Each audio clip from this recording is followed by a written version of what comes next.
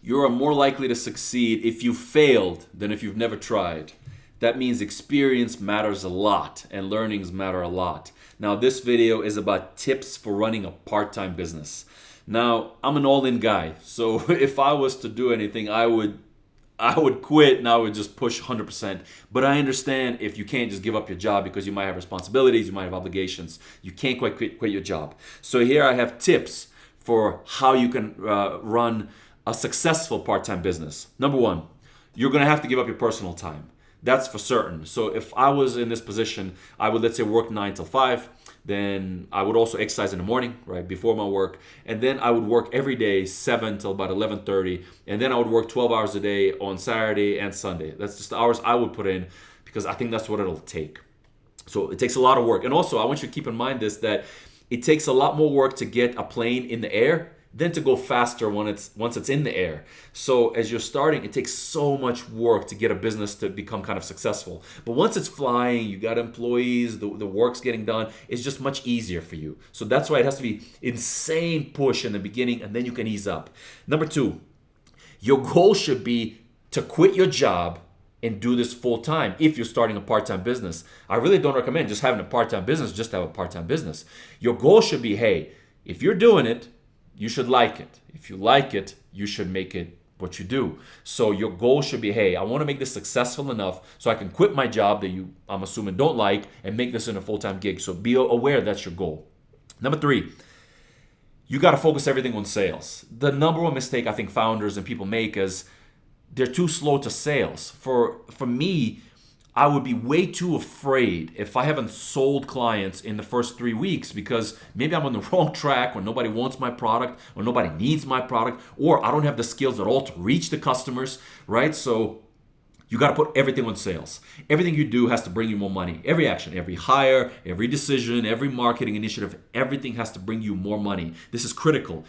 So I have a rule for this, that within the first month, you should have sales. Meaning from the first month you start, you should have sales. If you don't, you're just getting into the danger zone, the danger territories, right? You might work for 6 months and never get sales. Like I know so many people, for 6 months they were building a product. Then they released it. Once they released it, they found out nobody needs it. So they have to start fresh, and that took 8 months already. 9 months passed, right? And then they run out of money and they have to give up on their project. Sales in the first month. Number four, exercise and visualize. If you don't exercise, you're going to fail. It's actually simple. If you don't exercise, you're going to fail, because the amount of pressure entrepreneurship and business takes on you, I just don't think you'll have a clear enough head. Like, try working 12 hours a day for 7 days a week for many years without exercising. I just think your body will collapse. Your body and your brain as a result. So you got to exercise if you want to be really successful. And two is visualize. I actually didn't pay attention to this. I just thought it was a bunch of nonsense that people do. But it's actually very, very critical to visualize. The one part that helped me so much was to... if you get negative thoughts and any kind of worry, you can't think about it, because basically the long story short is, what you think about, you'll have. So whatever you think about now, you'll actually have it. So if you're thinking, hey, I'm getting crushed with my work, you're going to continue getting crushed. If you think, hey, I'm going to be super wealthy, I'm going to make a lot of money, you'll have that, because you'll become that, and that's how your efforts will reflect that. You got to visualize what you want. And for me, it was really two cases of this. One, the first case is, my mentor told me that unless you sell $30,000 a month, you don't have a business. That's what he told me. He said, you don't have a business until you sell $30,000 a month. That's when you actually start to matter. So I started visualizing selling $30,000 a month and what it would feel like, and we actually achieved it. So I was like, that's insane. After $30,000 a month, I started visualizing how we can get to $300,000 a month. The key here is write it down and think about it every day and kind of feel what it'll be like to have it. Picture the details. For me, I was picturing this big room with white tables, a lot of employees working, the windows, the beautiful window office, and a lot of people working, and a company that's doing $300,000 a month, and how I felt to be there. And we actually achieved it. Now, this is old news now. We achieved this. Now I'm already working. Like, how do you sell $1 million a month? That's what I'm visualizing. So visualize. Remember, exercise and visualize.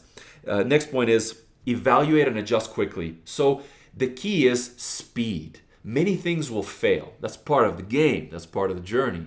So the key is adjust very quickly. So try something. If it didn't work, adjust. I'm talking about 1 or 2 day experiments. Like, I can test a business and tell you if the business will work usually within 3 days. Like 3 days, because I'll start pushing to the clients and I'll see if I get them to pay. It's very simple, right? Like, so evaluate and adjust very quickly. Boom, it failed you, I gotta change. Failed me, I gotta change. Within a week, you can probably do like 2 meaningful experiments. So evaluate and change quickly. Anytime you go past like 3-day, 4-day experiments, very dangerous zone for me, because you might be on the very wrong track.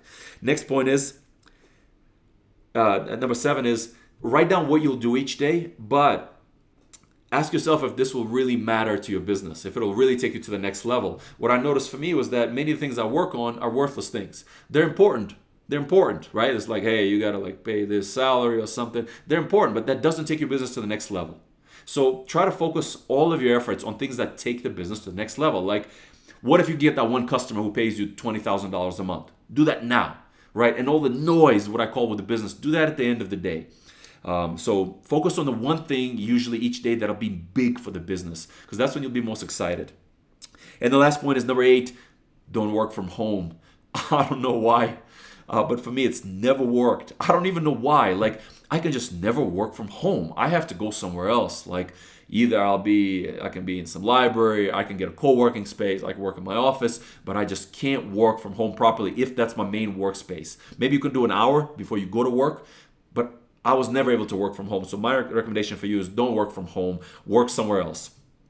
This video is sponsored by Morning Brew. Morning Brew will make you aware of everything that's happening on Wall Street and Silicon Valley in just 5 minutes. Meaning in 5 minutes, you can skim exactly what is going on. And that's really great, right? Think how useful that is. You'll know everything that's happening on Wall Street and Silicon Valley in just 5 minutes. They must do so much work, right, to condense all the noise and all the minutia of news in just a 5-minute thing for you. And it's completely free, and it's called morningbrew.com. I'm gonna just click the link below in the description, and it'll be a useful tool for you to be aware of everything that's happening. This channel is all about entrepreneurship and startups. If you enjoy videos about entrepreneurship and startups, subscribe to this channel. If you thought this video was helpful, let me know so either I can make more or less. So if it was good, give it a thumbs up. And if it wasn't good, don't. That way I'll know. So thank you for watching. And I'm grateful you even watched this video and that you wanted to learn these things. And again, thanks and see you.